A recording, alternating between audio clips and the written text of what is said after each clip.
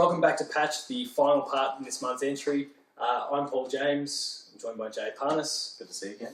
And this is our topic of the month this week. So this month, we're going to be talking about Pokemon. Yep. This is riding off the back of the fact that earlier in the month, Nintendo revealed Pokemon Sun and Moon, the newest entries in the franchise. 7th generation, I think now. 6th, 7th, something like that. Yeah, it'd be thereabouts. Be up there. Yeah. There's been a lot of Pokemon regardless. Yeah. And they're celebrating its 20th anniversary this year, and there's a range of other Pokemon-related things that we can talk about here. Yeah, past, present, and future. Inevitable future. So we might actually kind of jump back into the past for starters and kind of our own histories with the franchise. So well, you and I know both of us basically jumped on the bandwagon at the same time. Pretty much. Well, you and I have a history together in terms of playing that game. From back when we were in about grade 4 or 5 at school. So we would have been about 7. It would have been 4, grade 4. Yeah. Because 7 would make it that'd be 27 years. Yeah, that'd be 20 years ago when we were 7. So yeah, that's it. And we were pretty much there on the ground floor. We picked up Pokemon Red and Blue. Yeah. Back in the day, we used to bring them into school all the time. Oh, what you used to, man. I used to piggyback off your cartridge because I had the Atari Lynx, ladies and gentlemen. Go look that one up for you. Did not. Yeah. Games looked better than the Game Boy did, but anyway, back to Pokemon. So yes, I mean you and I both. I remember I have vivid memories of huddling around that thing with yourself and like trying to smash through, taking turns. Yeah. During the lunch break that we had, recess, lunch break, yeah, before school, after school. Yeah, any time that was left pretty over. much. Yeah, any time that was available. Because we were very lucky here that in terms of it getting off the ground, because it released at around a similar time to the TV show. Yeah. Whereas in Japan it was the game first by a long margin, and similar to I guess Yokai Watch now. Yeah. Sort of anime came later. So yeah, I mean, way back then they put down like if you go back and look at it now, it is a very, very strong JRPG. Yeah. I mean, you've got your party that you accrue, you've got your items that you get, you've got your currency that you get after you're getting your gold or poke coins or whatever they are, whatever they're called. And then you've got your world where different monsters in different locations, random battles, all of that sort of stuff. You've got your sort of main antagonist type deal, which I suppose at the time would have been Team Rocket, and Gary Oak. And yeah, your rival, of course, yeah. Which is, I think, one of the first times I can remember where you actually get to name your rival. Yeah, it doesn't really ring any bells outside that. There's like a preconceived villain or whatever that you've got. Yeah, I mean, Earthbound had similar sort of stuff. You couldn't name the villain, but you could name just about everything else, yeah. And I think there's some cheat codes to rename some, or not cheat codes, but there are abilities where you're able to rename characters in Chrono Trigger as well, I believe. Yeah. So, but other than that, I mean, that's the thing. But for me, I actually wrote an article about, for me, how Pokemon Red and Blue were the game changer. I believe it is posted somewhere on player2.net. No, that's back on our old. Oh, is it? Did you not bring it forward? No. Well, even still, it was basically because the idea behind the article was how particular games changed gaming forever. And for me, I actually did choose Pokemon Red and Blue because for me, they're the first games where you want to be the protagonist rather than you wanting to pretend to be whoever the protagonist is. So it's not like a named character. Yeah. You're envisioning yourself as, well, at least we were back Ash then. or whoever. Yeah, so you were putting yourself in those shoes. So it's where, like for example, if you put it into like just generic kids these days want to be Spider-Man or Captain America or whatever the newest sort of comic book hero is at the time. Whereas with something like Pokemon, they want to just be a Pokemon trainer. They want to take up a job, I guess, rather than taking up someone's mantle, if that makes sense. So it's very strong to draw you in that way. Also very brilliant, both business strategy and gameplay strategy of having the red and the blue. Where it's slight differences where you've got, for siblings or friends or, school kids or whatever. Encourage communication. Absolutely, and a community. Yeah. Because again, back then there was no sort of internet or anything to speak of as far as passing any data. Certainly not in gaming to that. Absolutely not. Yeah. Or especially not console gaming and even further handhelds. Yeah.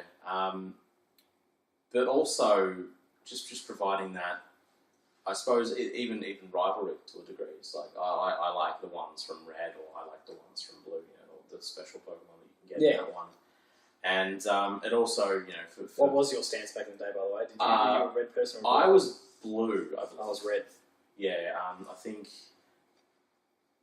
believe Red had Vulpix and did Red have Bellsprout? Vulpix and Bellsprout, for example, they were all on Blue. And Red had Growlithe and Oddish, but I think Blue had Magmar. Yeah. Maybe Red had Magmar. So there was always like little differences like that that encourage you. I can't find this anywhere. Oh, well, it's in my game. I'll get you a copy, and then you trade them around. And I think Nidoran Male was in. No, they were both. Were they? Yeah, quite. But they were just certain more or less rare. Yeah, that's true. Yeah. Oh, that's right. Catch rates or like the rate you could see that. Yeah, that's right. And there was a lot of depth to it for a game that's 20 years old now. And it was absolutely. It was trapped on a handheld, like it was. The systems in that game. There's nothing primitive about it. No, not at all. And then even absolutely with like EVs and IVs that you find in more recent games. Well, there's this they were way of there. depth that's not shown, and it was in the old ones as well. They were all there. They were all broken. Yeah. They didn't actually work as per they wanted to.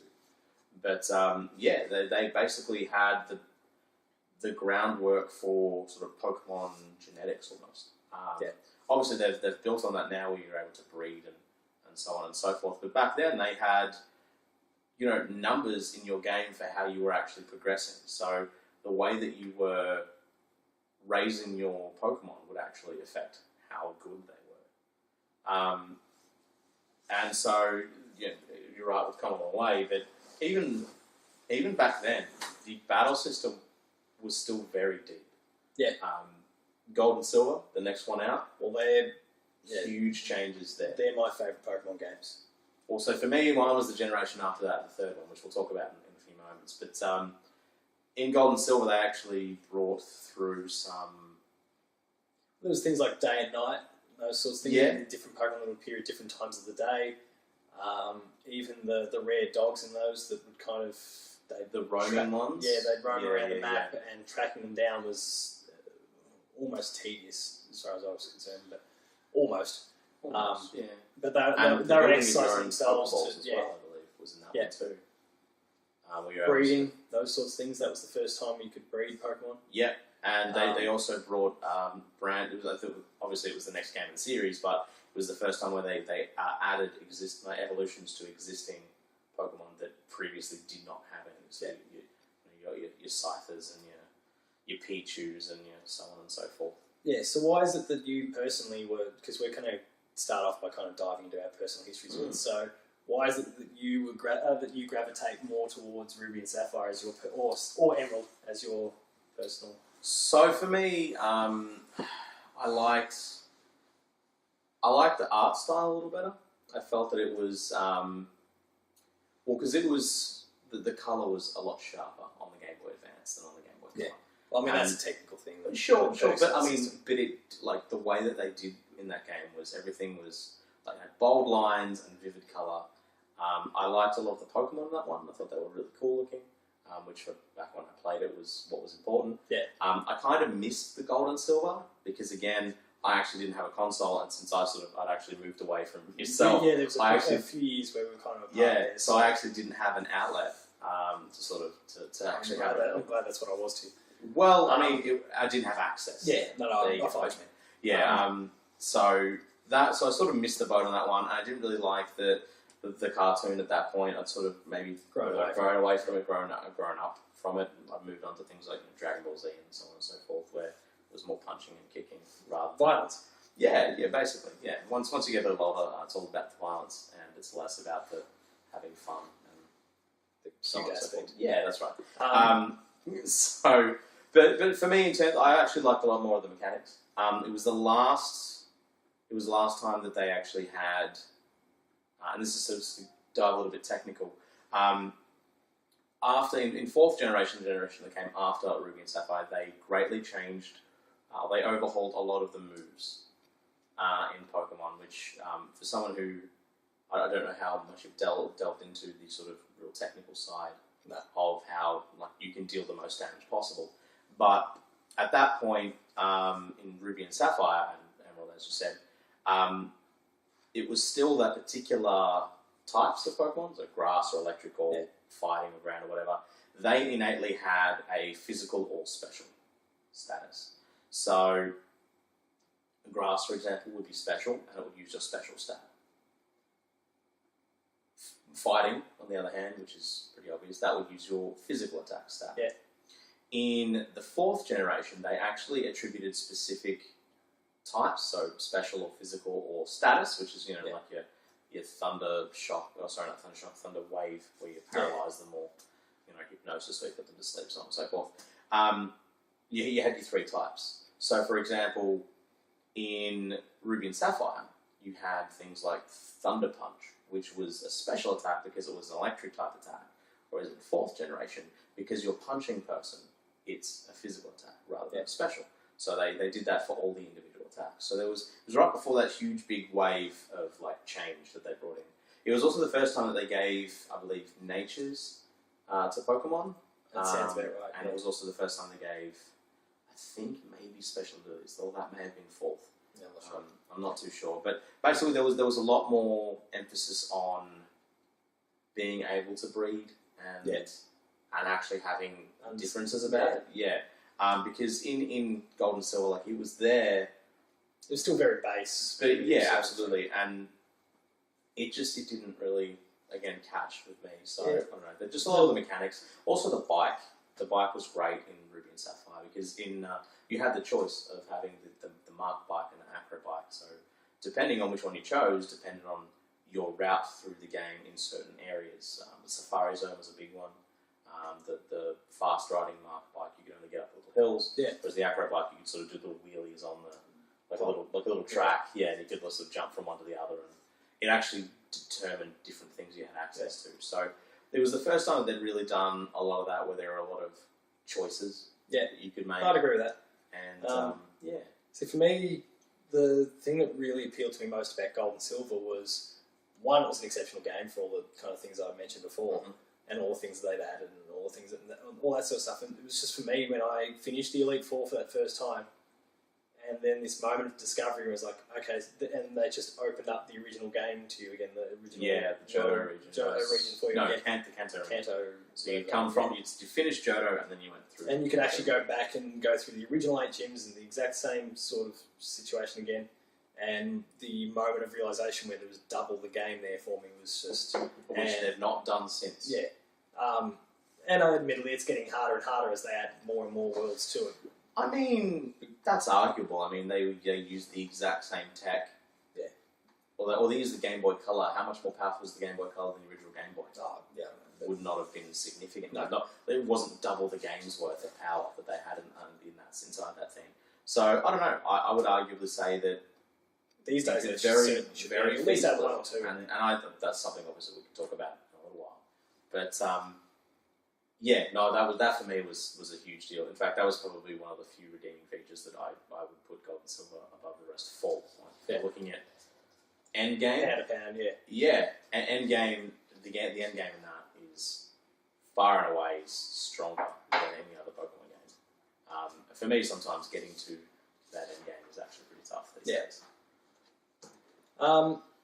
So, for me personally, I jumped off the bandwagon for a few years after Ruby and Sapphire and that generation. I played that one out, thoroughly enjoyed it. And then I jumped off the bandwagon for Diamond and Pearl, Black and White. Jumped on or off? Jumped off. That was the period you were off for? I was off. Okay. I'd seen lots of footage, pre-release stuff before it had come out. And I was seeing things like, was it Garbodor or whatever, Pokemon that are based on trash. Yeah. Those sorts of things. I mean, you had Muck in your first generation, but yeah, I know what you mean. I saw it, and it was like, really, I think we're starting to scrape the bottom of the barrel, and it was just kind of Pokemon that were made of weird, abstract shapes. There was nothing particularly redeeming about them. That's fine. And I jumped off the bandwagon. Black and White, I'm actually still to this day not too sure what their kind of listing of or what their new Pokemon was, because I'd become a little bit skeptical off the back of Diamond and Pearl. Yeah. One of these days I will go back and play them. But so I kind of missed that generation. I really jumped back on again when X and Y were coming out. I saw a lot of footage before it had come out. Nintendo was getting very good at strategically putting out little snippets to the public that was exciting us all, and I'll admit that I did kind of fall hook, line and sinker for it, but the Pokemon looked better, they looked clean, they looked well thought out. But yeah, but really well considered, and that's what kind of roped me back in, because it was, for me, it was always the Pokemon.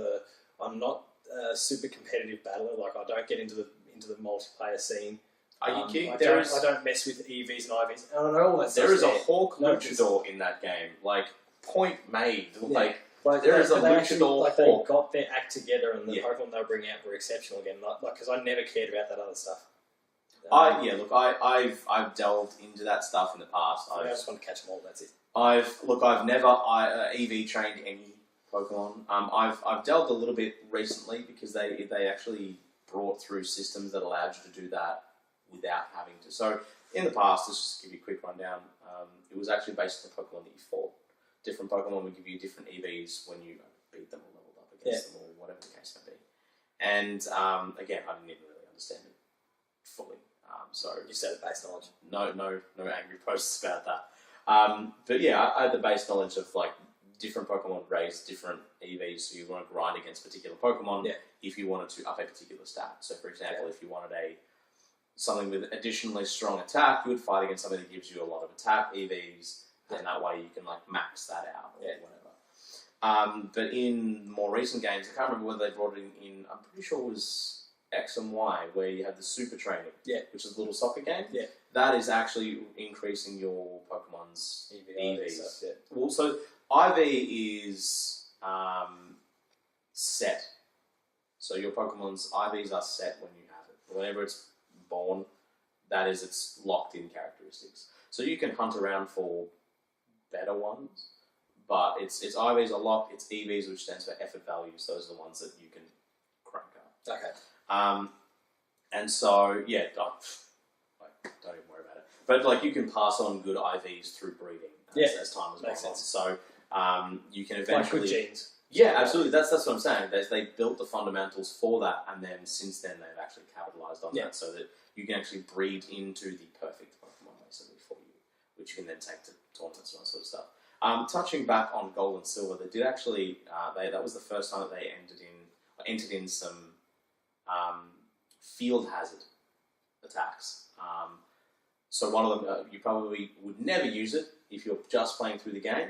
Spikes, I believe, was the first one there. Vaguely recall. Yeah, and then you could rapid spin to get rid of them, which was a garbage attack otherwise, but it was the only way you could get rid of it. Basically, whenever you entered in your new Pokemon, you would take damage if it was a ground-based Pokemon. Yeah, okay. And since then, I don't know. I can't for the life of me remember when they instituted, but they instituted another one called Rock Spike or something. It was Rock. Sorry, I'm so sorry. Again, tell us what it was in the comments. We appreciate your help. Basically, they're just like it's floating rocks. So if you switch in, say, a flying type, which is already weak to rock, they come in. You subtract a first quarter of their health straight up, just by entering in. And if they're already damaged, they could just straight up die. So in terms of the competitive scene, over the generations, like the technical side of that. There's so much strategy creeping into it, and it's really quite impressive to hear. Like I've been pretty public in the past. Like I'm a teacher outside of here, and like I hear some of my students talking about the things that they're doing in terms of their preparation, their EVs, IVs, and it's just blowing my mind. Yeah, the depth there, and I know that these are just little rookie kids that are playing the game. It all started with Gold and Silver. Yeah. Like they started to put in the framework for that. So Pokemon that don't even really seem to be super amazing, say like a Miltank. Which you'd probably remember from your childhood. Yeah, that is a tank. That is an actual tank. Like it stalls people. Yeah. And the evolution of Chansey, Blissey, another. It's a wall of a Pokemon. it doesn't really look all that fancy, it doesn't look all that cool. But it can take a beating. But people use it because it's got insane defense and HP and so on and so forth. And having Pokemon like that on your team where you can, force status effects on them, say burns or paralyzes, things like that, you can play a real defensive, strategical, technical game rather than just having a team full of sweepers, which is the term of just like, you get your hard hitter and just like stomp with Earthquake as much as you can before you get knocked out. Earthquake's maybe Earthquake's probably going to win you some favours, but not many Pokemon battles. That's the thing, and they've put that in over the years, and now it's just to a point where, I've played some stuff online, I've played some online, sort of outside of the actual handheld games, Pokemon programs where you can sort of set up your Pokemon the way that you would want to have it. So it's more about the actual battling side of it, and the layers of combat that are there. Like I've never watched one of the actual World Championships or anything like that because I feel like it would be horrendously boring, but actually being in the thick of it... Sorry for offending. No. Like, for me, horrendously boring to watch because, a lot of it's very difficult to understand unless you actually know what's happening. A lot of different moves might be just like, I don't know what that move does. But when you're in the thick of it and you're picking your own moves and you're all about your particular strategy, you can do some severe damage if you're actually planning ahead. Like, I remember back when I played third generation, did you catch much of that in the first wave through? Wait, third gen, which is Ruby and Sapphire. I played plenty of Ruby and Sapphire. That was would you have ever used moves like Sunny Day or? Nah. Laughed them off. They would be the first sorts of things that I got rid of. So that's because of the nature of what I'm up against. So when I'm up against the predetermined characters in the game, and that's it. So I didn't have to worry about what you might bring at me. So those now you can use to when I believe it was in Diamond and Pearl, they brought in the special abilities that a Pokemon can have. There are some that will have like their speed will just double if it's in hard sunlight, and obviously fire attacks get stronger and water attacks get weaker and all that sort of stuff. Like you add that on top of the technical layer, and it's just like I can set it up so that I'm going to weaken attacks that will be strong against the Pokemon that I've got out that's stonewalling you. And make it stronger against attacks that I'm going to use to just like chip away at you. And the level of technical is just insane. Which is very weird because when you play through the game, you just stomp through everything. You can use Ember through almost to the end if you really want almost to the Elite Four. And if you're prepared to do the time and grind enough, then you can. Yeah, absolutely. Right, well, before we move on to kind of the future of Pokemon, because that's what we're really doing this for, because Sun and Moon are on the way. One quick question for you: what is your favourite Pokemon? The actual creature? Which one's your favourite? And I didn't warn you about this before. You didn't. I could give you a top 5. I couldn't give you a top 1. Okay. Top 5 in no particular order because that would be the same conundrum as 10 seconds ago. You'd have to be. You have to have Cypher. Would have to be in there.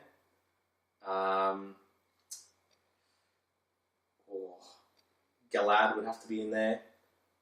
Who's Diamond and Pearl. Okay, that's there you go. He's got like retractable arm blades, dude. It's awesome. Okay, that's a good start. Zangoose, which is from 3rd gen. I remember that one. Electrike, which was from 3rd gen. And I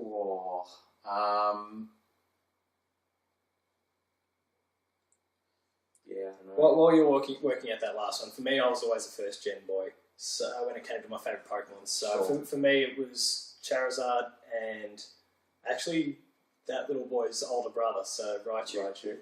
My 5th would have to probably be Nidoking. Oh yeah, he's a badass. He's a machine. He is an absolute just tank of a man. Yeah. But that's the thing. Like I would always try and fight with some of those, and sometimes I get stopped. Just because they're your personal favourite, not because they're necessarily the best one to win your match. And that sort of leads me into one of the first things I'd like to mention in terms of things that they could do to move forward. I think making it a little easier to be able to have access to a lot more Pokemon. I think maybe the whole sort of national dex, region dex is kind of outdated. I think maybe trying to just get rid of that from the get-go. Because look, I appreciate that it makes you want to collect a certain amount because that's how the boys gated it behind beating Elite Four and having X amount of Pokemon caught or something like that. Like it's always open interpretation. That's something because for me it's always been about one finishing game, but two collecting every Pokemon out there. Oh, absolutely. But my point is, like, I would love to be able to start the game early and just be able to collect. So that's why I've had some trouble with some of the more recent ones, is because there has been some element of being able to access, but you have to jump through hoops to access some of my favourites fairly early on in the game. And I'll grind away to try and get the one that I want, and I won't be able to do it for whatever reason, whether it be, it just won't catch for me, or, I've burned all my Pokeballs and I'm out of money, or it's just not appearing for me. Yeah, it's just not popping up in the random battles. I think having better access to, obviously, the rarer Pokemon, the ones that are just going to obliterate everything, put them in the later game. That's fine. Put them in later areas. But I think some of the ones where, there's no reason why you can't have, let's say they've got a new bird, like a new basic bird, put that in the same area as a Pidgey and a Spearow and a... and then take what you want. And I can't think of the one from Red. The one that's a pigeon one. Or not the pigeon one, the sparrow one. Starly. Starly, that's the one. Yeah, and all those.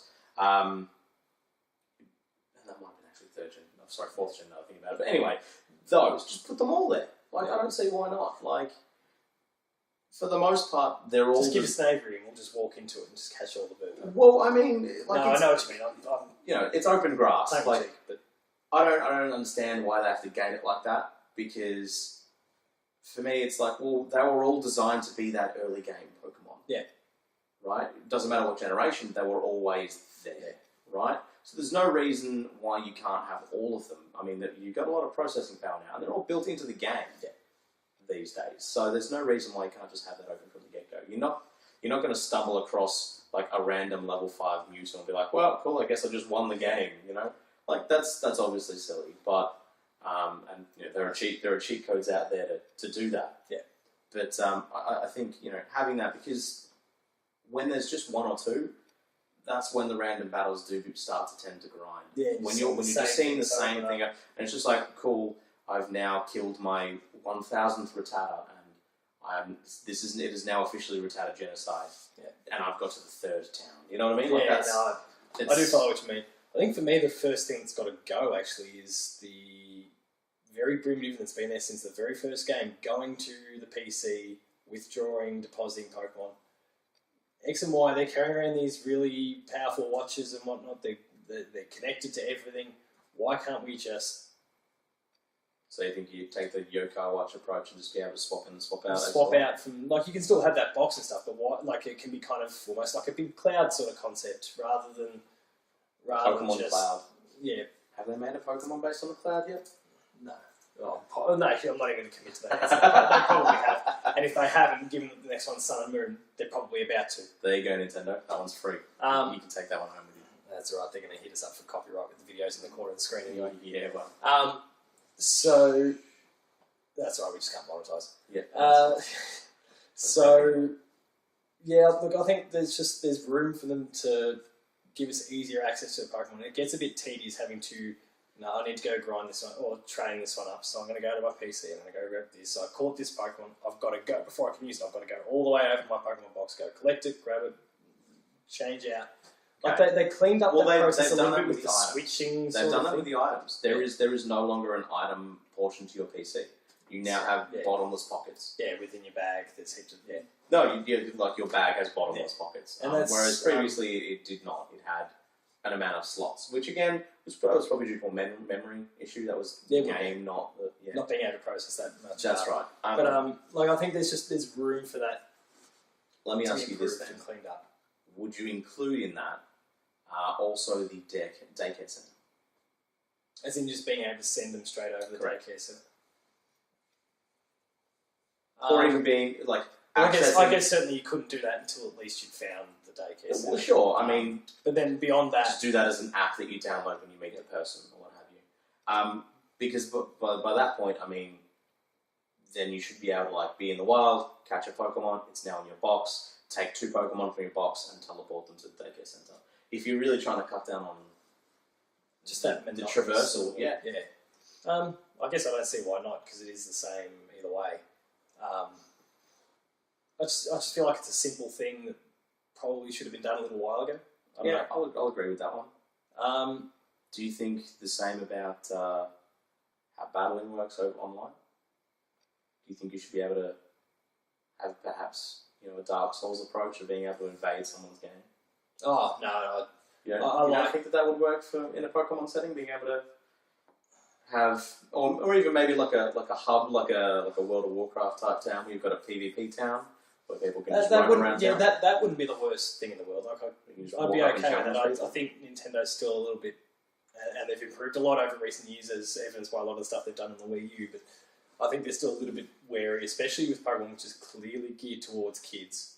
Not that that's necessarily a hard and fast rule, given the number of kids that play Call of Duty each year. Sure. But it's clearly targeting that particular audience, and I think they're always still a little bit worried about the more nefarious people in our community that I suppose, might but try and do the wrong thing. Well, I mean, what are you able to do? Like, what sort of wrong thing are we talking here? Even then down to the most simple thing where they might name their Pokemon something inappropriate and then trade it out. Okay, sure. Which can still, but at the same time, that can still happen with the Wonder Trade concept that they've got. Wonder Trade. Just randomly send out Pokemon and get something back. But I mean, by the same token, like, could you not do that service side? So let's say you've got your character's age, or based on your 3DS, your Mii's age, or something like that, where that could still be. You could do that server side where you've only got, say, younger players who are able to see only other younger players in this sort of PvP but I mean, town. technically, you could just change your age on the machine and then, that can still be bluffed and fooled. Yeah, but like that's the thing. Why would it takes a bit of effort? But they wouldn't need to. As a child, they wouldn't need to. If someone's out, obviously set that up. I mean, it's not a huge deal if there's no direct communication. If you just want to invade someone's game or run along and just all of a sudden you're there and you take them on and you start battling them. Yeah, that's what I'm saying. Yeah, that's what I'm saying. Yeah. So obviously not having overly large communications. I mean, there's no reason to say that you couldn't have that. Maybe like a chat system or something like that. But I think maybe having some sort of hub town where it is geared towards PvP, because that way you can have people who want to play online but also want to have more of a social aspect to it. I think that's probably the best way to do it. Yeah, no, I'm alright with that idea. And there's no, again... And I think it does need to be a hub. You can't just have them wandering around the world, because there's plenty of people, and one of them, for example, that if I'm playing Pokemon, it's a solo experience for me. So I don't want to be running through, I don't know, Route 9 or whatever it is, and all of a sudden bump into some idiot that wants to take me on the match, and I really don't want to borrow that. There's enough idiots out there that are already programmed into the game that are doing that. I suppose just focus on my own experience. Just like anything, like a Dark Souls. Could be a toggle, turn it on or off. You can do that with your wireless settings. Yeah. So there is, I mean, I get what you're saying, but by the same token, there's also... I'd rather it be an internal toggle. That way you can still remain connected, so you can still do your wonder trades and that sort of thing, and you don't have to worry about... you can do those features, but you still don't have to worry about bumping into someone if you don't want to. If you want to go to that PvP hub, you know what you're getting into. Yeah, I think that would be really good. I think that'd be good, and I might even dabble in that a little bit. Because I know what I'm getting into when I go there. Absolutely, and I look, even if you want to gate that with post Elite Four, then that's fine. You know that everyone has that because they've got the battle tower, that sort of thing. But I think really making it like a vibrant, like having live internet there. Yeah, I mean they're not exactly amazingly intensely detailed character sprites, so having a bunch of them on is not really going to tax the system that much. No, I'd agree with that. But look, just to sidetrack for a minute, this is potentially a contentious issue. What is your stance on the mystery gift and the online legendary Pokemon type deal, where they're like some of them are very special? They have to go to an event for. They've had to go to a retailer and connect to their thing and do mystery gift. I think that's outdated. I think that needs to. That's a little outdated. I think if they want to do that mystery gift, that has to just be via an online distribution rather than going to a retailer. Okay. Because retail is dying. It's a sneaky little tactic to get you in store, and I don't like that at all. Sure. If they want to have competitions or whatever, and you've got to earn it, fine. But they're not competitions. But eventually they don't stay that way anyway, because people just breed them and it just proliferates throughout the... you can't breed legendaries. Well, yeah, sorry. For the vast majority. Sure, things. you can. Like I still remember, and sometimes there's I'm sure always people find an exploit somewhere along the duplications. way. Yeah, Like, yeah, I remember Gold and Silver, I'd duplicate. Wow. It's getting late in the afternoon. Yeah, it's been a long day. Duplicate the loogies, and I just send them out to whoever wants. Yeah, that's right. And I think with the new sort of red and blue coming to the 3DS, you could probably do that pretty easily. And now they're all connected up to the net as well, That's so right. you can kind of manipulate the system a little bit, get your news, and then start sending them out. Yeah, that's right. Look, I personally think that the whole mystery gift and legends that you can only get through very, very convoluted means, that's outdated. Why? Yeah, I'd agree with that. So this is probably a consistent trend with me. Do not gate your game.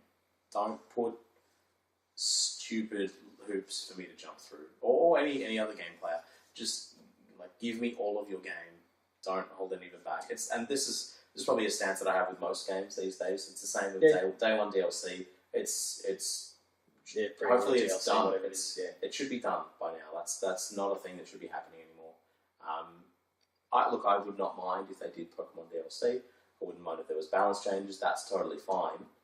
I'm not that sensitive to that sort of stuff. But I think that's fine because that's just improving the core experience. But I think when you start delving into, I have to go to my local EB Games or whatever your local retailer is, and I have to connect to their Wi-Fi just so I can get a gift so that I can then go and get this legendary, which I then have to jump through 10 million hoops just to catch. Yeah. And then, that's not. No. And then when something like that pops up and it's like, you've got this sort of online community where which Pokemon are in which tier. So if you've then got someone who's gone to this event and has got this legendary Pokemon that they're then able to train, and it happens to fit in a tier that is legal for tournament competition that you didn't go to the event to, and it's just like, well, okay, if I was playing online with some sort of aftermarket program, sure, I could have, a team with one of those Pokemon in it, but when you've got the actual game, you cannot do that. Yeah, no, understood. So, unless you sort of delve into the whole, a mate's going to trade that to me for a little while I go to the tournament, which doesn't work for Pokemon. I mean, you want your own Pokemon, ideally. Yeah, no, You know what I mean? agree. If you're going to a tournament, you would want to take something that you train yourself. Yeah. So that's my opinion on that. So we did mention it before. I'm going to throw this one to you. Multiple regions in a game. Should it be? Bring it back. They don't need. I mean, this will be the 7th gen of Pokemon. I was going through the numbers in my head before, so it will be the 7th. And I'm not asking for them to put all 6 in there. It may not be possible. How many continents does the real world have? 7, 8? Yeah, 7. Do you count Antarctica? So. Yeah. So, I don't know. It just depends on what they're technically capable of, but it's not unrealistic to ask for that. Would it be unrealistic to ask for it and be able to choose your starting region? That'd be an interesting take. I don't feel like it's a 3DS sort of thing, though. I feel like it might be Pokemon next, whatever comes after. You think so? Okay. Sun and Moon. Do you think we will ever see what is on the handheld on a console? On whether it's the Wii U or the NX? Only because I feel like the NX is going to be a joint console/handheld thing, yes. That's only based on rumours of what the console is. I've not delved into any of those rumours, so I'm not too sure what's going on with that. If it's not, if there's still going to be a separate handheld and there's still going to be a separate console, then I don't see it leaving the handheld anytime soon. But you'll get spin-offs like Pokken Tournament that's coming up and all that sort of stuff. Which looks great. Which will be out by the time you're viewing this. Yep. But, yeah, look, they'll do different things, like they've done from way back with Pokemon Stadium. But that's the thing. You look at Pokemon Mystery Dungeon, all those XD. things. I think that's the last thing I can think of that's been on a console. Unless you're talking about there's little things along the little way. bits and pieces, but nothing that's kind of substantial. Yeah, I don't like. Is it too much to ask for a console third? Yeah, person the trick with Pokemon? it is, and I think it's one of the things that does get a little bit lost in along the way when people make these requests. Is that the Pokemon company can do whatever they want. They're not upholden to anything that Nintendo wants. They're not a first party. They're a second party, but they still dictate terms. They released Tembo the Badass Elephant last year, and that was a Sega published game. It had nothing to do with Nintendo. Was that the Pokemon company or was that game? That was the Pokemon. might have been Game Freak, but I'm pretty sure Pokemon but Company they still work hand in hand. is Nintendo. No, they're still separate. Game Freak is separate. I don't know about. But given those two work hand in hand anyway, Oh, of course, yeah. You can't get one without the other. So Yeah. you could. But Like HAL Labs back in the day before Yeah. they got absorbed. so, look, I'd love to see one being on the console, and the only way I feel like it being on that it would become a console game is if it's on NX and NX is both. But we just don't know. So it has to be a handheld for it to be a real Pokemon game. No, I don't think it has to be. No, I think it can be on either, but I just don't see them doing that anytime soon. Okay, fair enough.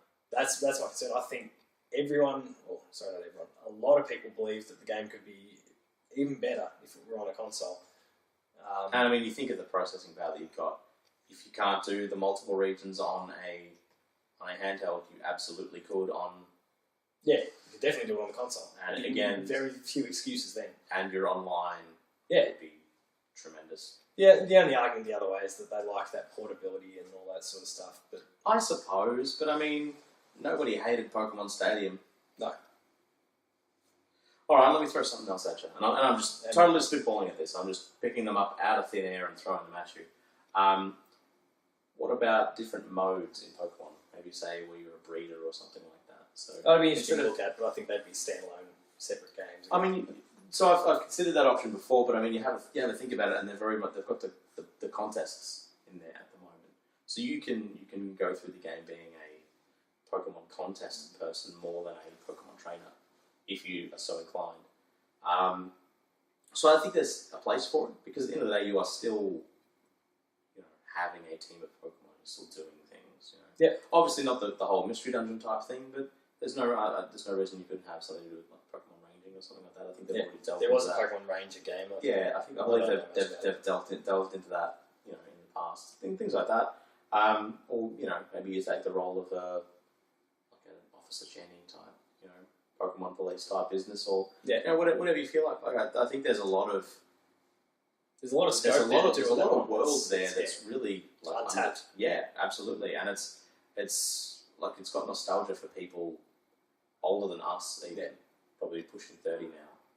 So, I mean, we're pushing 30, but like hitting 30. Yeah, you know what I mean? Because people in those were the teens when. Early or even 10, 12, 11, that sort of ballpark. They'd be cracking the 30 mark by now. So I don't know, like just there's a lot there, and I just feel like it's an untapped reservoir. Yeah, for sure. There's plenty of room there for them to do whatever they want within that universe, and hopefully they do. But we might wind it up there because we've been going for a while. Sure. So that was our topic of the month for this month. We do apologise for Damo's absence. He's unfortunately he's contracted flesh-eating disease. A flesh-eating disease that he picked up on his plumbing apprenticeship in the Mushroom Kingdom. So cleaning our pipes, Mario doesn't do it. Someone has to. He too is a wog, so it had to be done. It had to be done. So our condolences to Damo, and we wish him a speedy recovery. And we'll see him next time. We will absolutely see him next time without a shadow of a doubt. But other than that, that is patched for this month. That was our final part for the month. So by now you have seen, obviously, this episode, the topic of the month, but you've also seen our patched updates, our patched notes, Video Games Club for March as well. So there's plenty of content there to look out for that's popped up over the course of the last month, and hopefully you've caught up with it all. If please, not, probably a good to time. quote Damo, like, share, subscribe, do all that stuff. It pains me to say that. Like, comment, subscribe, share. All those things. Tweet. Speaking of Twitter, catch up with the site, player2au. Sorry? Player2au on Twitter. Catch the site at player2.net.au. Me at Paul James P2. Jay is there. Look for him. Find him through my Twitter. We're going to make sure he gets a little more active there. Perhaps we can start giving out maybe our Steam profiles or our... Yeah, we'll start sharing things soon enough that kind of makes it a little more accessible as well. Yep. But other than that, that's patched for this month. I suppose the next piece of content you'll be looking at from us guys will be the Zone of the Enders second runner game of the month, Video Games Video Games Club for next month. which was Damo's game, so he will be here to talk about it. We hope. We wish him a speedy recovery, but He might be all strapped up. yeah, there might be some bandages, but we will do our best to get our microphones in order so that you can hear him through the muffling. All right, so until then, that's it. So we'll see you next month, and thank you for watching. See you later.